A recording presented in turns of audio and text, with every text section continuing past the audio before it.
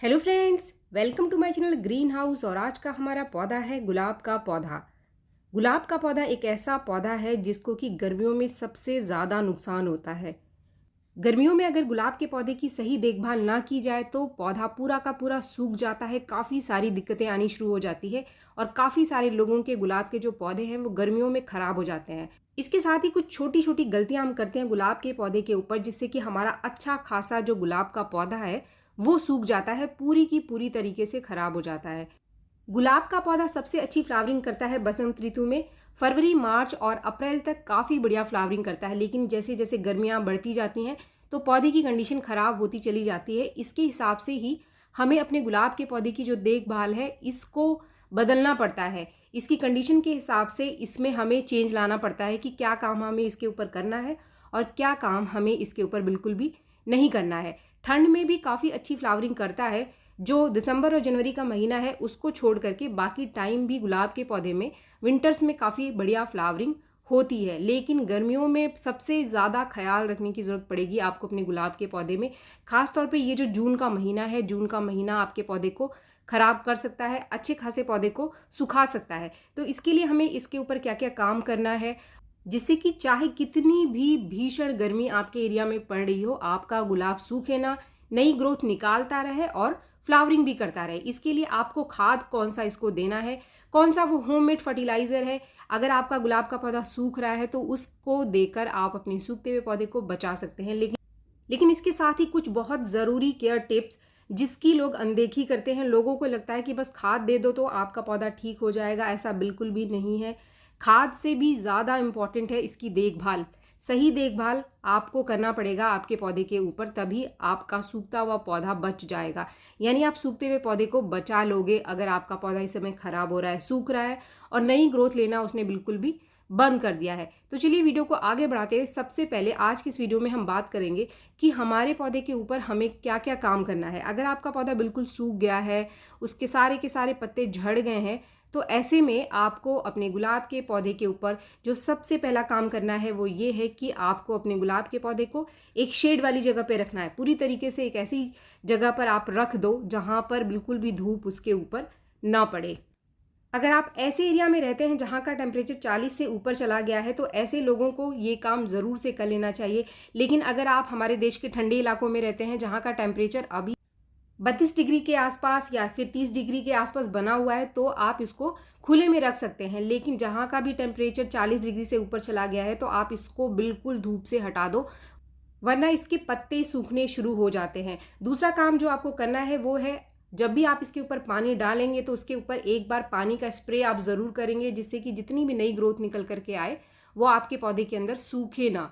पानी का स्प्रे करने से इसके ऊपर मॉइस्चर बना रहेगा, नमी बनी रहेगी पत्तों के ऊपर, तो पत्ते सूखेंगे नहीं। अब जो तीसरा काम आपको करना है कि मिट्टी आपको हमेशा मॉइस्ट रखनी है।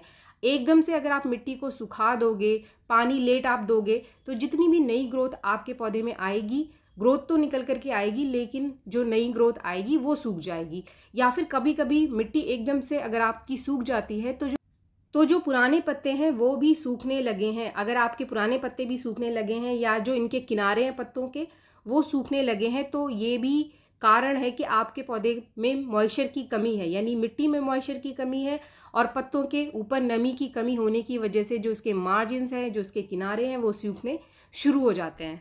तो फ्रेंड्स, अगर आपको भीषण गर्मी में अपने गुलाब के पौधे को सूखने से बचाना है, उससे नई ग्रोथ लेना है, तो पौधे के ऊपर मॉइस्चर को बना के रखना पड़ेगा। इसके लिए सुबह के टाइम एक बार कम से कम आप पानी का स्प्रे ज़रूर करें अपने पौधे पर। कोशिश करें कि आप शाम को पानी का स्प्रे ना करें। अगर शाम को पानी का स्प्रे हम करते हैं तो काफ़ी देर तक मॉइस्चर बना रहता है, पानी सूखता नहीं है, पत्तों के ऊपर ही पड़ा रहेगा, तो इससे जो कीड़े हैं वो लगने के चांसेस बहुत ज़्यादा बढ़ जाएंगे और फंगस भी लगने के चांसेस बढ़ जाएंगे। तो ऐसे में बेहतर है कि आप सुबह के टाइम अपने गुलाब के पौधों के ऊपर पानी का स्प्रे करें। अब टाइम है फर्टिलाइज़र का, कि हमें हमारे गुलाब के पौधे को कौन सा फर्टिलाइज़र देना है।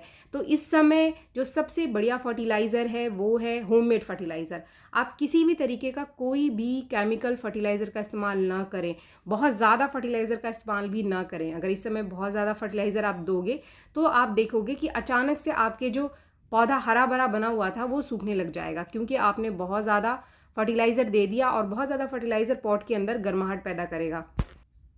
फ्रेंड्स, ये जो मैंने दिया है ये है फ्रेश टी, यानी वो चाय की पत्ती जिसकी अभी चाय नहीं बनाई है।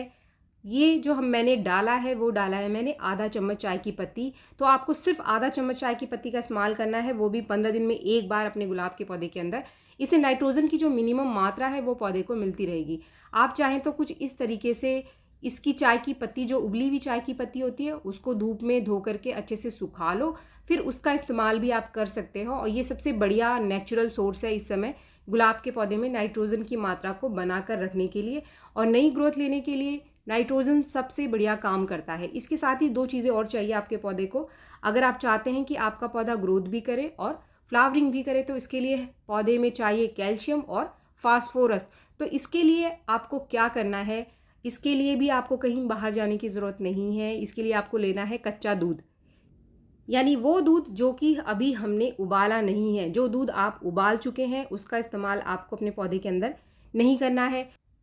अब हम यहाँ पर दूध का इस्तेमाल इसलिए कर रहे हैं क्योंकि दूध सबसे बढ़िया नेचुरल सोर्स है कैल्शियम का, और इसके अंदर फास्फोरस भी अच्छी मात्रा में पाई जाती है। और इस समय गर्मियों में गुलाब के पौधे में कैल्शियम और फास्फोरस की कमी को पूरा करने के लिए ये सबसे बढ़िया नेचुरल सोर्स है और सबसे बढ़िया होममेड फर्टिलाइज़र, जो कि बहुत ही आसानी से आपको आपके घर के अंदर ही मिल जाएगा। अब इस फर्टिलाइज़र को बनाने का तरीका क्या है, इसमें आप जितनी मात्रा दूध की लेंगे उसकी कम से कम 8-10 गुना पानी लेना है आपको। यानी मैंने ये जो दूध लिया था वो लगभग 1/4 ग्लास था और इसका तकरीबन 8 से 10 गुना पानी मैंने पहले ही ले लिया है।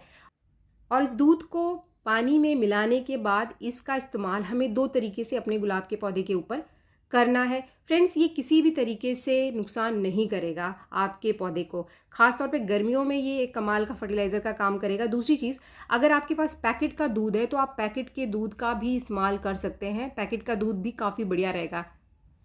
ये काफ़ी बढ़िया सॉल्यूशन है कैल्शियम की कमी को पूरा करने के लिए और फास्फोरस की कमी को आपके पौधे के अंदर पूरा करने के लिए। अगर फास्फोरस और कैल्शियम आपके गुलाब के पौधे को मिलता रहेगा तो चाहे कितनी भी तेज़ गर्मी हो, आपका पौधा नई ग्रोथ निकालता रहेगा, क्योंकि जो जड़ें हैं वो ग्रोथ करती रहेंगी।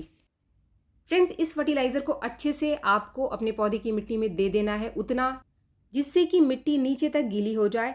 जो हमने आधा चम्मच चाय पत्ती डाला था वो मैंने इसी पौधे में डाला था, यानी आधा चम्मच चाय पत्ती और ये दूध का जो लिक्विड फर्टिलाइज़र है, इसको आपको एक साथ 15 दिन में एक बार अपने गुलाब के पौधे को देना है।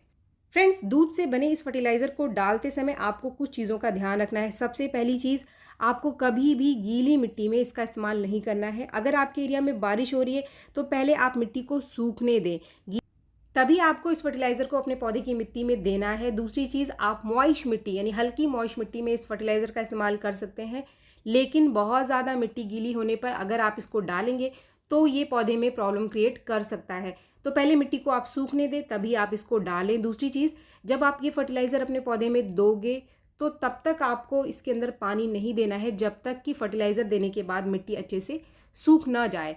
ये जो फर्टिलाइज़र है इसका इस्तेमाल हमें एक और तरीके से करना है। इसको किसी भी स्प्रे बॉटल में भर करके आप इसका एक स्प्रे तैयार कर लो, और जिस दिन आप इस फर्टिलाइज़र को दोगे उसी दिन आपको इसका स्प्रे भी करना है, यानी अच्छे से पौधे को नहला दो आप इस पानी से। इस फर्टिलाइज़र को देने से पौधे आपके सॉफ्ट हो जाएंगे, और जो पौधे आपके सूख रहे थे या जिनके पत्ते झड़ रहे हैं या पत्ते सारे के सारे झड़ चुके हैं, तो ये कमाल का काम करेगा। इसको देने से आपका पौधा फिर से हरा हो जाएगा। एक बहुत इंपॉर्टेंट टिप कि अगर आपका पौधा पूरी तरीके से सूख चुका है, सारे के सारे पत्ते झड़ चुके हैं उसके, और बिल्कुल भी नई ग्रोथ नहीं आ रही है, एक भी पत्ता नया निकल करके नहीं आ रहा है, तो पहले आप अपने पौधे की मिट्टी की ड्रेनेज को ज़रूर ठीक कर लें। मिट्टी में पानी रुकता ना हो, क्योंकि मिट्टी में अगर पानी रुक रहा है तो इसकी वजह से भी आपका पौधा ख़राब हो सकता है। हो सकता है कि आपके पौधे की मिट्टी में फंगस लग गया हो जिसकी वजह से आपका पौधा ख़राब हो रहा है। तो ऐसे में पहले आप पौधे की मिट्टी को सूखने दें। सूखने के बाद ही आपको इस फर्टिलाइज़र का इस्तेमाल अपने पौधे की मिट्टी में करना है। तो फ्रेंड्स, आप इन सारी चीज़ों का ध्यान रखें। चाहे कितनी भी तेज़ गर्मी हो, आपका पौधा ग्रोथ करना नहीं छोड़ेगा, और ग्रोथ के साथ साथ आपके पौधे के अंदर फूल भी ज़रूर निकल करके आएंगे। तो फ्रेंड्स, वीडियो अगर आपको पसंद आया तो एक लाइक ज़रूर करें, और मेरे चैनल को आपने अब तक सब्सक्राइब नहीं किया है तो मेरे चैनल को सब्सक्राइब भी ज़रूर कर लें। मिलते हैं मेरे नेक्स्ट वीडियो में, तब तक के लिए थैंक यू।